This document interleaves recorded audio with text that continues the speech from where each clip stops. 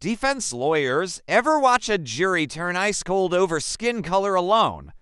Story 1. Before I passed the bar and entered the hallowed halls of justice where people argue for a living, I spent a few years in the real world, doing real work. One of my more memorable gigs was for a high-end furniture company. It was the kind of place that sold 1,000-pound marble dining tables and sofas that cost more than my first car. My job was simple, if not easy. Deliver these behemoths into pristine mansions without leaving so much as a fingerprint on the ridiculously expensive wallpaper. It was heavy, sweaty work, but let's be clear, it was a damn good job. The company started us at 55 grand a year, which wasn't chump change back then. We got 3 weeks of paid vacation, full benefits, a 4% 401,000 match, and even a cut of the yearly profits. In an industry that usually subs out its delivery guys to the lowest bidder with no benefits, this was a golden ticket. It was the kind of stable job a young person could build a life on. My partner on the truck was a guy I'll call Chad. Chad was 29, perpetually single, and a walking, talking embodiment of every aggrieved corner of the internet. He was a man of many theories, most of them centered on his own profound victimhood. His chief complaint was the modern dating market. It's impossible, he'd sigh, leaning against a multi-$1,000 armoire we'd just spent an hour maneuvering up a spiral staircase. All the fun girls are woke, and all the Christian girls are boring. He spoke of this as if it were a tragic, cosmic dilemma on par with the Fermi paradox. He once laid out his ideal relationship framework, which he compared, with no hint of irony, to hiring a secretary. There would be a list of non-negotiable qualifications, a 6-month probationary period, and bi-weekly performance reviews. He then looked at me, completely baffled, and asked, "So why am I still single?" I didn't have the heart to tell him. Chad's entire worldview was a product of a very specific, sheltered environment. He was an only child from a privileged, deeply religious family, and this job was his first real exposure to a world that didn't revolve around him. His coping mechanism was to interpret every inconvenience as a profound injustice. His favorite complaint was about the job itself. He and his one other friend at the company, a guy cut from the same cloth, would huddle during lunch breaks, their voices low and conspiratorial, and talk about our cushy job as if it were a gulag. Their favorite comparison, which Chad used at least once a week, was slavery. I remember the day he broke me. We had just finished a brutal delivery, a solid oak dining set to a penthouse apartment. The service elevator was out. We carried every single piece up 12 flights of stairs. It was exhausting, punishing work. As we sat in the truck afterwards, drenched in sweat, Chad slammed his hand on the dashboard and declared, "This is it. This is exactly like the Egyptians enslaving the Jews in the Bible. We are literal slaves." I just stared at him. The sheer, breathtaking ignorance of the statement left me speechless. I thought of the bike mechanic I once read about, who gave his own employee a stern talking to for the same comparison. I wished I had his presence of mind. I wanted to calmly explain that the Israelites probably didn't get time and a half for overtime on pyramid construction. I wanted to point out that he was being paid a salary that put him comfortably in the middle class, that he had comprehensive health insurance, and that he was, at this very moment, about to go on a 2-week paid vacation to Cancun. I wanted to tell him that his freedom to quit this slavery at any second and go work somewhere else was a privilege bought with the blood of people who had no such choice.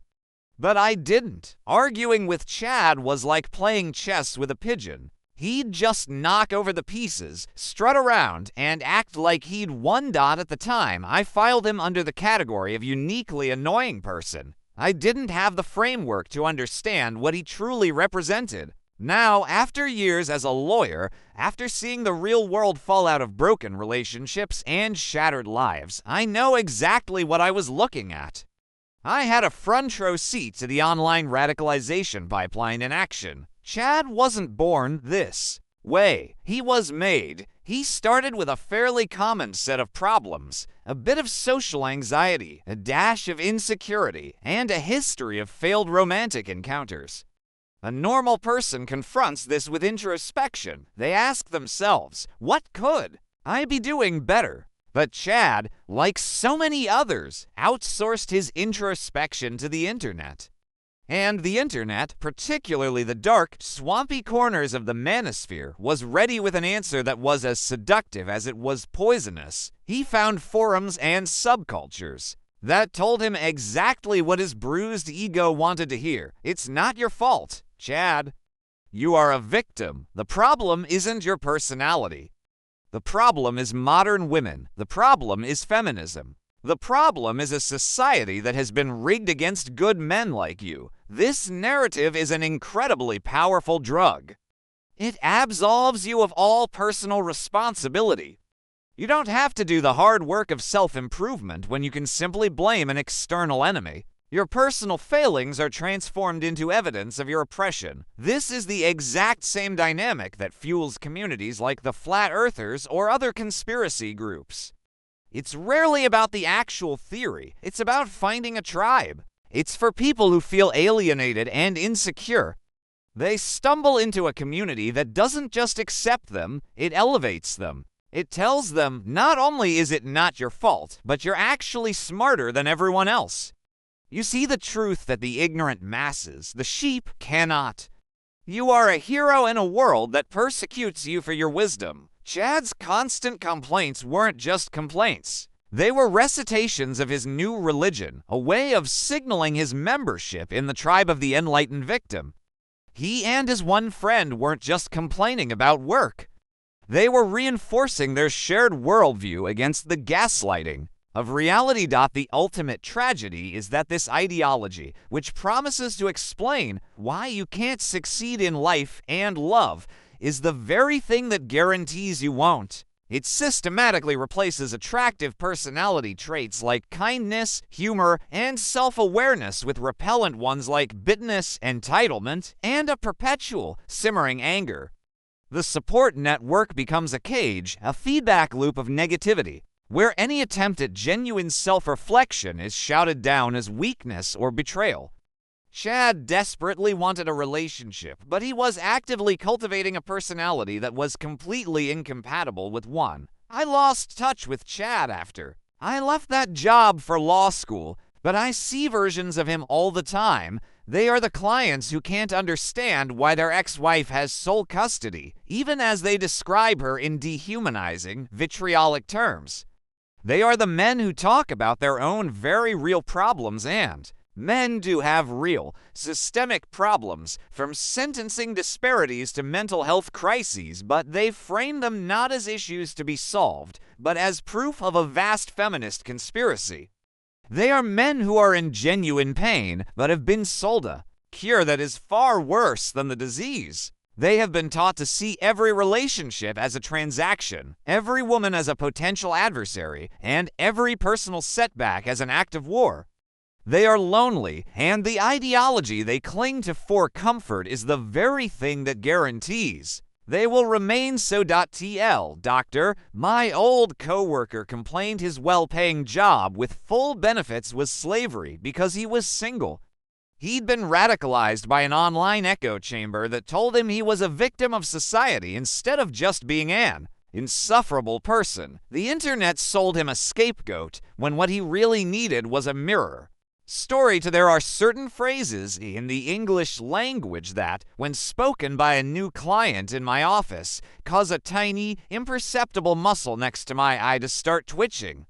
It's a silent, internal alarm system honed by years of navigating the minefields of human conflict. High on that list, right between I've done my own research and I don't need a contract, my friend is a man of his word, is the phrase I'm a men's rights activist. When I hear those words, my professional posture doesn't change, but my brain immediately kicks into high alert.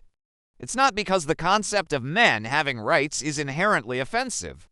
It's because the term men's rights activist has become One of the most poisoned, politically loaded phrases in modern discourse. It's a conversational Russian roulette. You have no way of knowing if you're about to have a thoughtful discussion with a reasonable person about the need for more men's domestic abuse shelters, or if you're about to receive a 45-minute, unsolicited lecture on the alpha and beta dynamics of the sexual marketplace and how feminism is a global conspiracy to undermine Western civilization. The odds, I'm sorry to report, are not in favor of the former. The tragedy of it all is that there are legitimate men's issues, deep, painful, systemic problems that desperately need advocacy.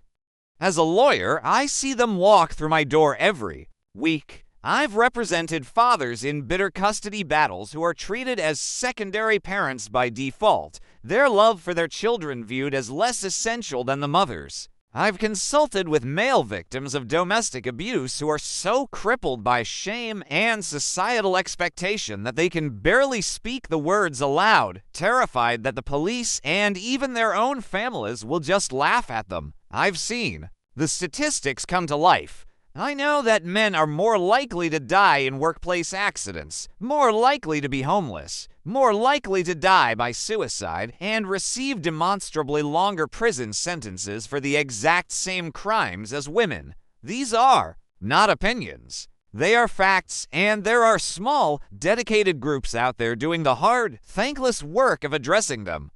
They are fighting for better mental health resources for men. They are lobbying for fairer practices in family courts. They are running the few underfunded shelters for male abuse survivors. These people are heroes, but they have a branding problem. A catastrophic branding problem. They can't call themselves men's rights activists without being immediately associated with the snarling, misogynistic wing of that movement. And, as one online commenter Riley noted, you can't exactly call it male aid without triggering a volley of bad jokes. So these legitimate causes are left politically homeless, tainted by the very movement that claims to champion them. The dominant and much louder wing of the MRA movement is something else entirely. It's a reactionary ideology built not on a desire to solve problems, but on a foundation of grievance and blame. I've encountered them. Every lawyer has. The ones who see misandry everywhere and misogyny nowhere. One commenter in a thread I was reading compared misandrist feminists to a Family Guy cutaway gag, a cartoonish caricature that's fun to joke about, but you rarely meet in the wild. I've met hundreds of feminists in my life and my career, from moderate to militant, and I have yet to meet one who I would say holds a truly man-hating position. But nearly every self-proclaimed MRA I've ever encountered has been, to put it mildly, someone with deeply held misogynistic views. For them, the term men's rights has become a dog whistle, a socially acceptable container for a whole host of anti-women beliefs. In the same way certain other phrases are used to mask underlying prejudices. To understand how this toxic wing operates, let me tell you about a case I handled. A divorce. I was representing the wife. Her husband, we'll call him Mr. Vance, had gone deep down the rabbit hole. This was a man who, by all objective measures, had a strong case for a fair 50-50 custody arrangement. He was an involved father, had a stable job, and there were no allegations of abuse. A straightforward divorce, a simple division of assets, and parenting time, but Mr. Vance wasn't interested in a simple divorce. He was interested in waging a holy war. He had fired his previous lawyer and decided to represent himself, armed with knowledge he had acquired from his online MRA group. The legal filings he submitted were works of art. They were less like legal documents and more like unhinged manifestos. They were filled with rants about gynocracy, the feminist industrial complex, and the inherent bias of the family court system. He cited blog posts and YouTube videos as legal precedent. My every attempt to negotiate a reasonable settlement was met with a barrage of emails accusing me of being a shill for the matriarchy. He refused to speak directly to my client, his own wife referring to her only as the petitioner in a tone dripping with contempt. The whole thing came to a head in a preliminary hearing in front of a judge. The judge, as it happened, was a woman, an experienced, no-nonsense judge I had appeared before many times. For Vance, this was not a neutral arbiter of the law. This was the final boss of the feminist conspiracy he had been reading about. It was a train wreck in slow motion. Instead of arguing the specific facts of his case, his financial contributions, his involvement in his children's lives, he chose to put the entire legal system on trial.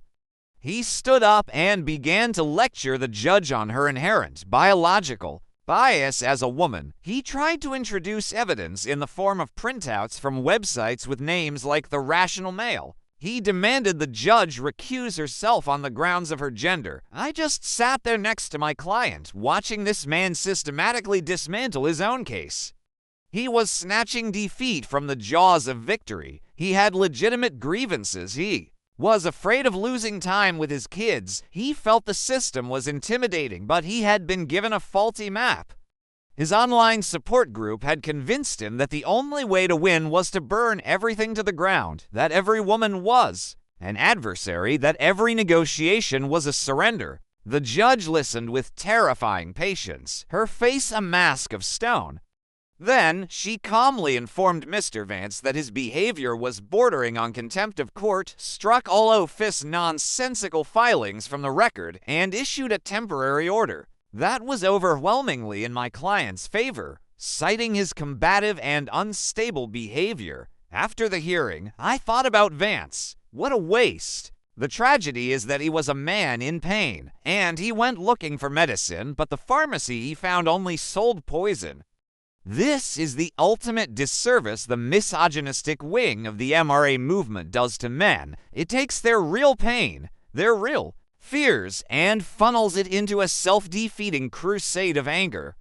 It tells them to fight the system instead of learning how to navigate it. It tells them to blame women instead of focusing on the one thing they can actually control, their own actions. I think back to a comment I saw from another man online, someone who had been through a divorce himself. He wrote, "The biggest difference between myself and all the guys who are constantly saying, 'Woe is me,' emotional maturity. Learning how to let go of anger and simply striving to be a better human being. That's it. That's the secret." The men I see succeed in family court, the ones who build healthy, happy post-divorce lives, are the ones who focus on being good fathers, not on being culture warriors. They focus on co-parenting, not on combat. So yes, the conversation about men's rights is complicated. It's a field littered with landmines. There are real treasures buried there, the vital causes of men's mental health, victims' rights, and fair treatment. But they are buried under a mountain of toxic waste. And the loudest voices in the movement seem determined to keep digging deeper, ensuring that it remains a fringe, toxic space, forever preventing the real, necessary conversations from ever taking place in the mainstream. TLDR. Men have real problems that need addressing, but the men's rights movement has been so thoroughly hijacked by angry guys who think blaming women is a personality trait that it's become impossible to discuss the real issues without getting covered in their toxic sludge. They've become their own worst enemy. Story 3. One of the first things they teach you in law school is the difference between evidence and argument. Evidence is the cold, hard, verifiable fact. It's the signed contract, the security camera footage, the DNA report. An argument, or a narrative, is the story you build around that evidence to persuade a judge or jury. The best lawyers know that the evidence itself is neutral. The magic and the manipulation lies in the storytelling. I think about this a lot when I scroll through the internet's endless, exhausting gender war. It's a battlefield of pure narrative, of feelings and accusations, where each side lobs anecdotal grenades at the other. It's messy, emotional, and usually pointless. As a lawyer, my instinct is always to cut through the noise and look for the evidence. I want to slam a thick, heavy folder full of data on the table and say, all right, let's pause the outrage for a moment and start with the numbers. Let's look at the facts. The problem is, the facts don't fit neatly into anyone's preferred story. And when you present them, you don't end the argument. You just provide both sides with fresh ammunition. Let's talk about the numbers, the ones that often get brought up in men's rights circles. And let's be clear, these aren't cherry-picked stats from some obscure blog.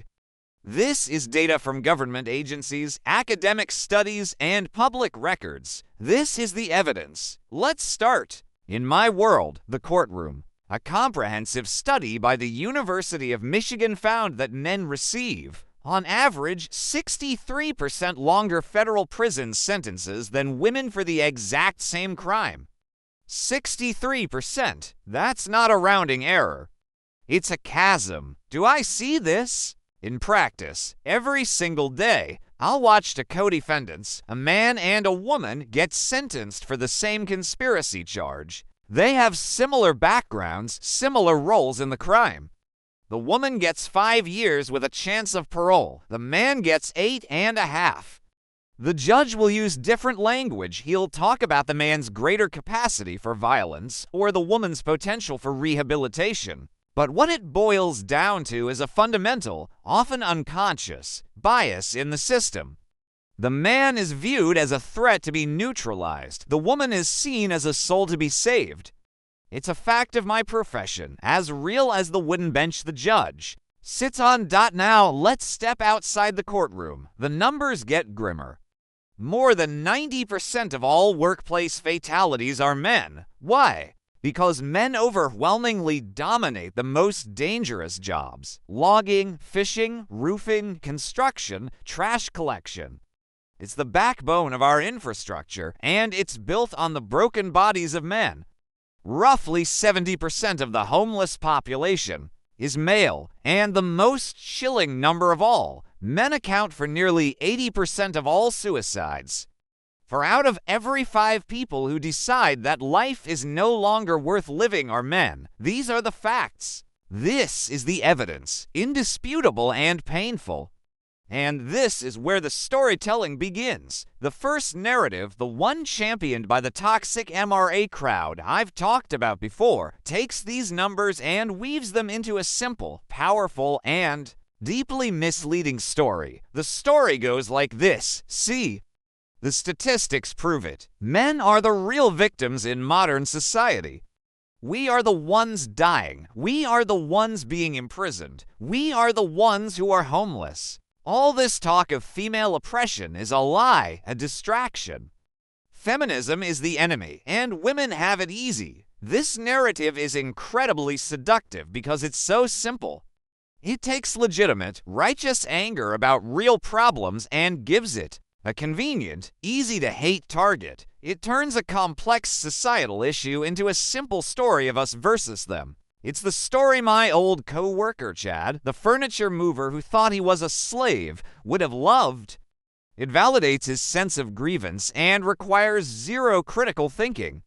It's a powerful narrative, and it is fundamentally dishonest. Then, you have the second narrative. This is the one you'll often hear from academic and feminist circles, and it's more complex, more nuanced, and, in my legal opinion, far closer to the truth. This story looks at the exact same set of facts and comes to a completely different conclusion.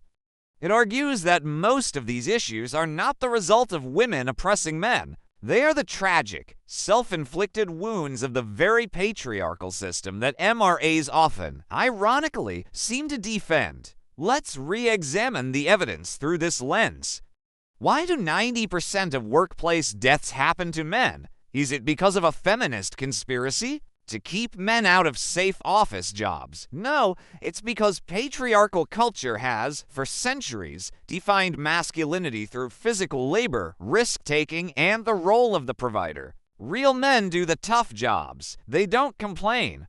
This cultural pressure funnels men into dangerous professions. Why the horrifying suicide rate?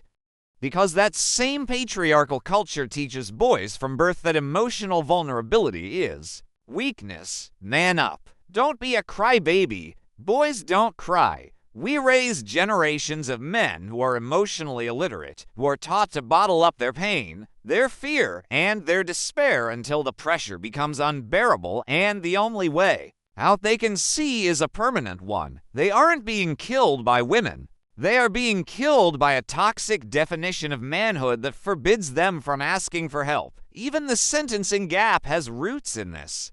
Yes, some of it may be a kind of paternalistic chivalry from judges, but a lot of it is also based on patriarchal archetypes. Men are seen as inherently more aggressive and dangerous, while women are seen as more passive and nurturing. A male judge might look at a male defendant and see a threat that needs to be caged for a long time, while viewing a female defendant as someone who is led astray and can be rehabilitated.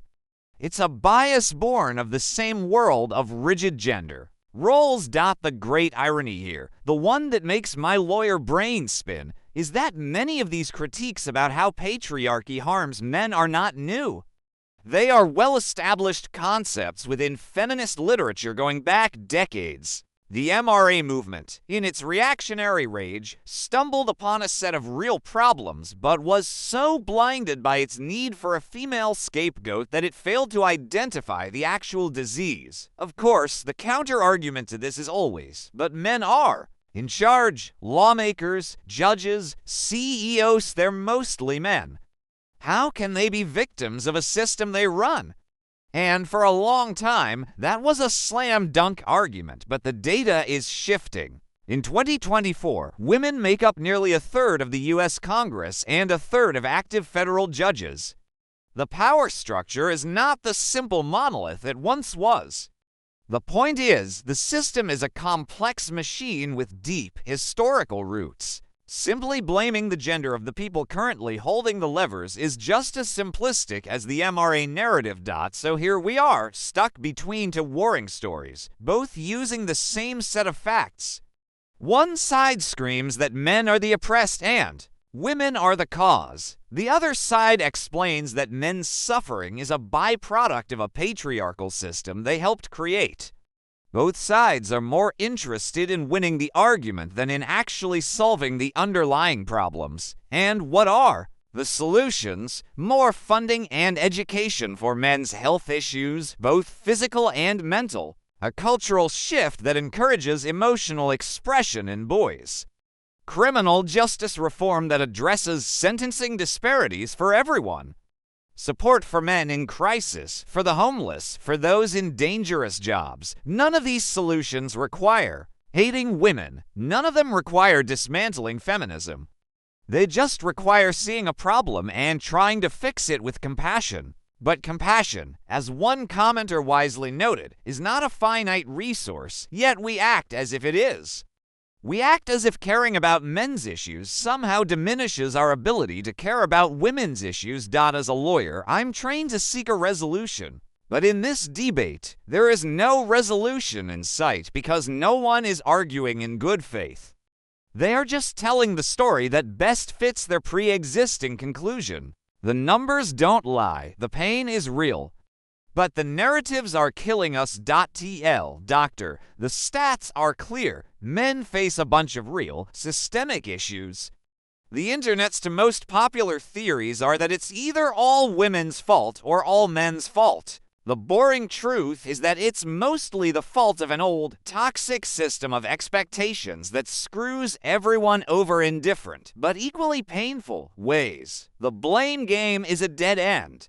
Story for in my line of work, you become a connoisseur of human justification.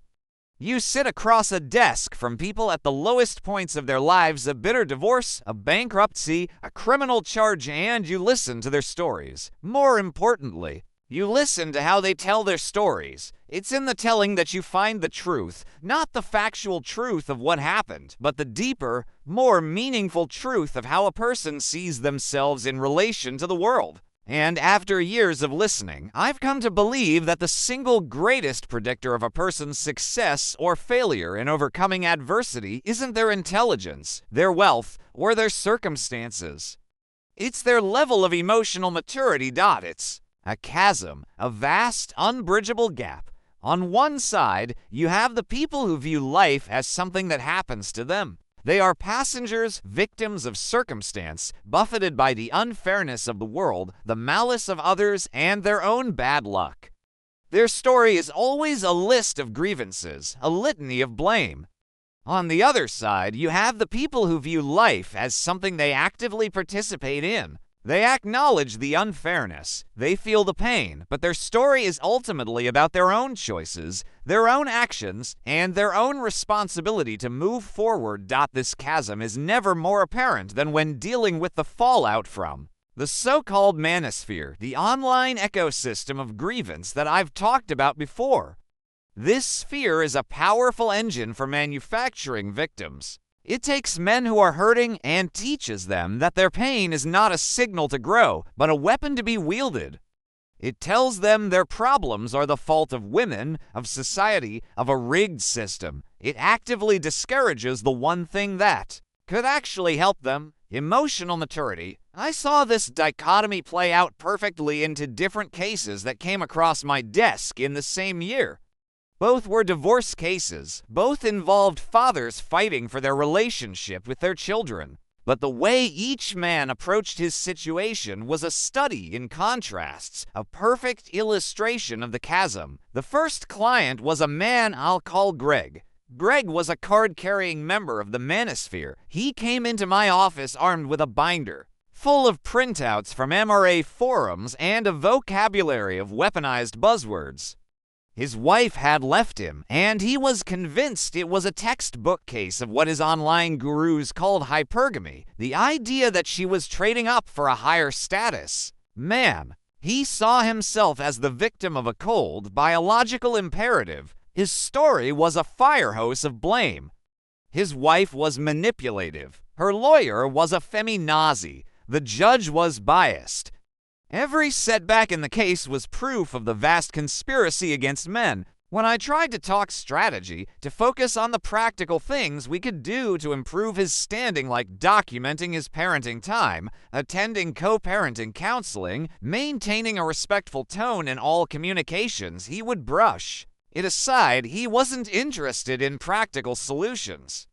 He was interested in being right. He wanted to use the courtroom as a stage to prove his ideological points. He wanted to fight, to punish, to expose the injustice of it all. He would spend hours online, arguing with strangers in forums, feeding his anger. He'd send me long, rambling emails in the middle of the night, filled with links to YouTube videos and furious denunciations of the latest outrage. He was so focused on the war, he completely neglected the battle. His interactions with his ex-wife were hostile and contemptuous. He'd record their phone calls, hoping to catch her in a gotcha moment. He treated every custody exchange like a prisoner swap in a Cold War. Unsurprisingly, his relationship with his children began to suffer. They were tense and anxious around him. He saw this not as a consequence of his own behavior, but as further proof that his ex-wife was poisoning them against him. He was trapped in a feedback loop of his own making. His anger fueled his hostile actions, which created negative results, which in turn fueled more anger. The second client was a man named David. David's situation was, on paper, almost identical to Greg's. His wife had also initiated the divorce, and he was also devastated, also terrified of losing time with his son. But when he sat in my office, he told a very different kind of story. I screwed up, he began, and those 3 words told me everything I needed to know about him. I wasn't a great husband for the last few years. I was stressed at work. I was distant. I took her for granted. I don't blame her for wanting out. I don't want to lose my son because of the mistakes I made as a husband. His story wasn't about blame. It was about accountability. He didn't come to me with a binder of internet theories. He came with questions. What do I need to do to be a better co-parent? How can I show the court that my son is my absolute priority? How do I fix this? David didn't spend his nights arguing online. He spent them at a co-parenting class. He read books on communication. He learned to swallow his pride and have civil, business-like conversations with his ex-wife, focusing only on the well-being of their child. When he felt angry or hurt, he didn't lash out. He talked to a therapist. He went to the gym. He took responsibility for his own emotional state. The difference in outcomes was staggering. For Greg, the divorce was a long, brutal, and incredibly expensive war. He ended up with a highly restrictive custody arrangement because the court deemed his behavior to be a source of conflict and instability for the children.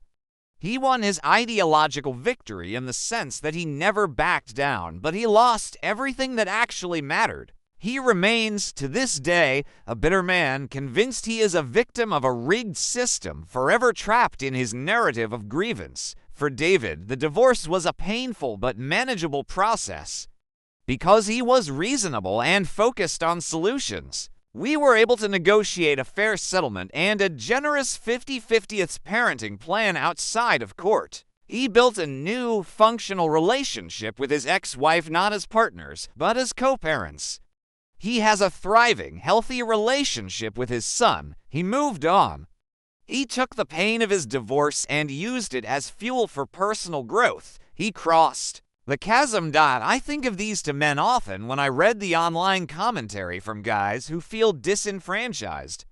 I read one post from a man who shared his own story, and it perfectly encapsulated the difference. He wrote, "I divorced my first wife and remarried. I never experienced the terrible woes that supposedly befall all men. The biggest difference between myself and all the guys who are constantly saying woe is me. Emotional maturity, learning how to let go of anger and simply striving to be a better human being. That's the secret. It's the whole game." The manosphere and ideologies like it thrive by telling people that their problems are external. It's a seductive lie because it absolves them of the hard, painful, and often unglamorous work of looking in the mirror. It's easier to blame the system than to admit I have anger issues. It's easier to blame your ex-wife than to admit I was a neglectful partner. It's easier to adopt a political ideology that casts you as a victim than it is to do the hard work of becoming a more resilient, self-aware, and emotionally mature person. As a lawyer, I can fight for your rights. I can argue the facts. I can navigate the complexities of the law, but I cannot make you grow up. I cannot force you to take responsibility for your own life. Only you can do that. And until you do, you will remain on the wrong side of the chasm, forever wondering why the world seems so determined to keep you there, never realizing that the walls you're screaming at were built from the inside. Doctor, faced with the same problem, one man blamed the world and lost everything. The other blamed himself and fixed his life. The internet can sell you a million reasons why your problems are someone else's fault, but the only one that matters is the one you find in the mirror. Story 5. One of the fundamental principles of my profession is that words have meaning. In a courtroom, the precise definition of a word can be the difference between a prison sentence and freedom. We argue for hours over the interpretation of a single clause in a contract. We build entire cases on the subtle distinction between negligence and recklessness. Words are our tools, our weapons, and our currency. They have to be precise, which is why leaving the structured, logical world of the law and entering the chaotic wilderness of modern political discourse often feels like stepping through the looking glass. It's a world where words have been untethered from their definitions, where they no longer serve to describe reality but to signal tribal allegiance. And I have never seen a more perfect walking embodiment of this phenomenon than a man I used to work with at my old law firm. A senior partner I'll call Gary. Gary was not a trial lawyer. He was a corporate attorney who dealt with mergers and acquisitions, a man brilliant at navigating the soulless labyrinth of corporate finance. But his true passion, the thing that made his eyes light up with a fervent, almost holy fire, was politics. Or rather, his very specific, curated version of it. Gary considered himself an expert, a pundit, His expertise was derived not from academic study or first-hand experience, but from a steady, unvaried diet of talk radio, cable news, and angry YouTube personalities who spoke in all caps. Our lunch breaks were his personal cable news panel, and I was the unwilling liberal guest he brought on to be rhetorically demolished. One day, during a particularly heated discussion about economic policy, Gary leaned forward, his face flush with the thrill of impending intellectual combat, and dropped this gem. You know, the biggest trick the left ever pulled was convincing people that Hitler wasn't one of them. I paused, my fork halfway to my mouth. I'm sorry, what? He was a socialist. Gary declared, triumphant. It's right there in the name. The National Socialist Party, it's a classic left-wing movement. Open and shut case. Now, a little context. About me. Before I went to law school, my undergraduate degree was in political science with a specific focus on 20th century ideological extremism. I spent the better part of 5 years studying the very topic Gary was now summarizing with the confidence of a man who had just solved a Rubik's Cube. I decided to engage gently. Well, Gary, I said, that's a common misconception. The name was a political tactic to appeal to working-class voters. Their actual ideology, the ultranationalism, the privatization of state assets, the brutal suppression of labor unions, the racial hierarchy, it was the textbook definition of a far-right, fascist regime. It was fundamentally anti-socialist. Gary just waved his hand dismissively, a gesture that brushed away decades of historical scholarship. And then he said the line that has become the unofficial motto of our era. That university degree doesn't make you an expert, son, he said with a condescending chuckle. It just means you were successfully indoctrinated by a bunch of Marxist professors. I listened to insert fictional pundit's name here. He breaks down what really happened. In that moment, I understood something profound. Gary wasn't interested in a good faith debate. He wasn't interested in facts or historical context. His political identity was not built on a foundation of knowledge, but on a foundation of curated content that confirmed his existing biases. My 5 years of academic study were worthless because they contradicted the narrative he had chosen to believe. His YouTube pundit, a man who yelled into a webcam for a living, was a more reliable source than the entire field of academic history because he told Gary a story that felt right.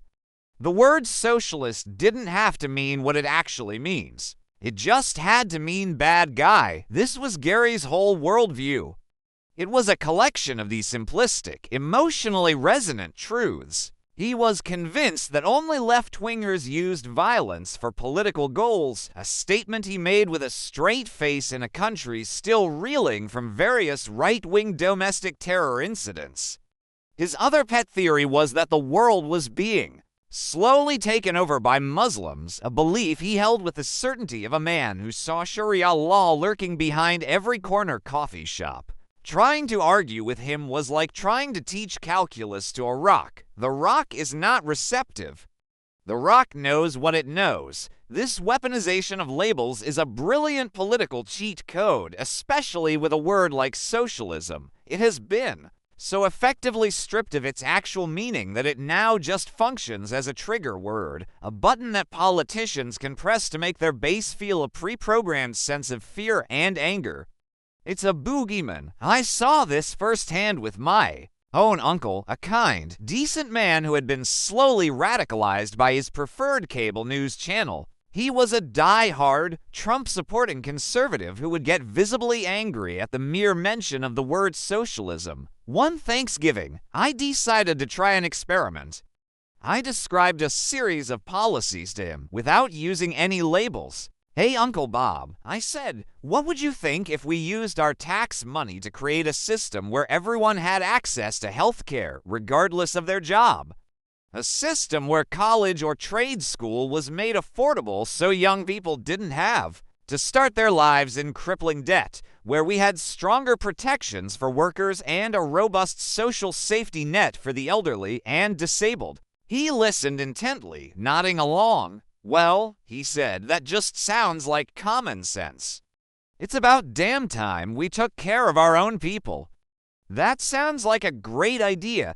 That's wonderful, Uncle Bob, I replied, because you've just enthusiastically endorsed the core tenets of democratic socialism. The look on his face was a spectacle of cognitive dissonance. It was as if his brain had blue-screened. He tried to backtrack, sputtering about big government and handouts, but the damage was done. He was in favor of the ideas, but he had been conditioned to despise the word.